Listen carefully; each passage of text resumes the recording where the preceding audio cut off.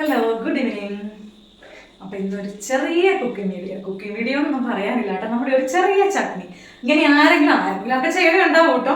അപ്പോൾ ഞാൻ മാങ്ങാ ചമ്മന്തിയാണ് ഉണ്ടാക്കുന്നത് കേട്ടോ. ഒരു പിടി തേങ്ങ എടുത്തിട്ടുണ്ട്. നമ്മുടെ നല്ല പുളിയുള്ള മാങ്ങയാണ്. ഇവിടെ അങ്ങനെ ഒത്തിരി പുളിയായിട്ടൊന്നും ആരും കൂട്ടില്ല. ഒരു ചെറിയ കഷ്ണം ഇഞ്ചി, ചെറുള്ളി, ഇതിൻ്റെ മെയിൻ ഐറ്റം നമ്മുടെ കറിവേപ്പില, നമ്മുടെ കാന്താരി. ഞാൻ ആവശ്യത്തിന് ഉപ്പും കൂടെ വേണേ.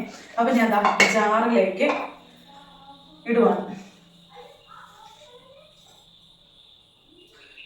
ആദ്യം ഇത്തിരി തേങ്ങയുള്ളി ഇത്തിരി തേങ്ങ എടുത്തു. ബാക്കിയെല്ലാം കൂടെ ആവശ്യത്തിന് ഉപ്പും കൂടെ ഇട്ടിട്ട് ഒന്ന് ജസ്റ്റ് കറക്കി എടുക്കും. ചട്നി എന്ന് പറയുന്നത് ഒത്തിരി അരിഞ്ഞു പോയാൽ കൊള്ളത്തില്ല. ജസ്റ്റ് ഒന്ന് കറക്കി, 1-2 കറക്കി എടുക്കണം. ഇത് നമ്മൾ ആദ്യം ഈ മാങ്ങ ഇടണത്, ഇത് മാങ്ങയും മുളകും ഇഞ്ചിയൊക്കെ ഒന്ന് നന്നായിട്ട് അരിഞ്ഞു കിട്ടണല്ലോ, അതിന് വേണ്ടിയിട്ടോ.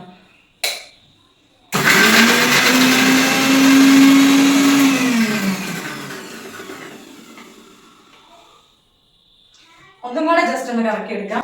ഒത്തിരി ഇല്ലാത്തോണ്ട്, ജാറ് ഫുള്ള് നിറഞ്ഞു കിടക്കാൻ ഇല്ലാത്തോണ്ട് തോണ്ടിയിട്ടതാണ്.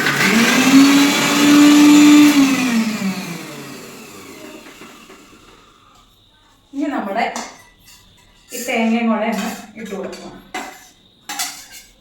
ഈ തേങ്ങയും കൂടെ ഇട്ടിട്ട് ഒത്തിരി ഒന്നും അരയ്ക്കരുത് കേട്ടോ. ചിലർക്ക് നന്നായിട്ട് അരയണം, പക്ഷെ ചിലർക്ക് അരയണ്ട.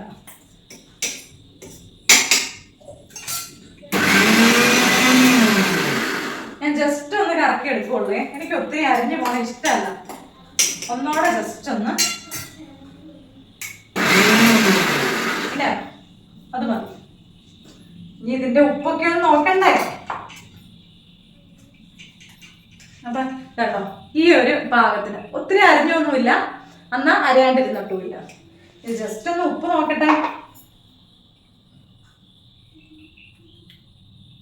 ഉപ്പൊക്കെ കൂടി നമ്മുടെ ചമ്മന്തിക്ക് ഉപ്പും കറിവേപ്പിലയൊക്കെ, ഇഞ്ചിയും കറിവേപ്പിലയുടെ ടേസ്റ്റ് ഒക്കെ മുന്നേ നിൽക്കണം. അപ്പം നമ്മൾ ചമ്മന്തി അരച്ചു. ഇനി എന്താ ചെയ്തത് നോക്കാം. ഒരു പാൻ അടുപ്പേ വെച്ചിട്ടുണ്ട്. ഓയിൽ ഒഴിച്ചു കൊടുത്തു. അപ്പോൾ ഓയിലൊക്കെ ചൂടായി. കടുകിട്ട് കൊടുക്കും. കടുകൊക്കെ പൊട്ടി. ഇനി നമ്മുടെ കറിവേപ്പില ഇട്ട് കൊടുക്കാം. ഓൾറെഡി കറിവേപ്പില അരച്ചു, എന്നാലും ഇട്ട് കൊടുക്കാം. നല്ല പച്ച കറിവേപ്പില തന്നെ വേണ്ട. വാടിയതാവുമ്പോൾ അത് ചട്നിയിൽ അരച്ചത് നല്ല പച്ച കറിവേപ്പില വേണം. വാടിയതായ അത്ര ടേസ്റ്റ് വരില്ല കേട്ടോ. ഇനി നമ്മൾ അരച്ച ചട്നി ഇതിലേക്ക് ചേർത്ത് കൊടുക്കാം.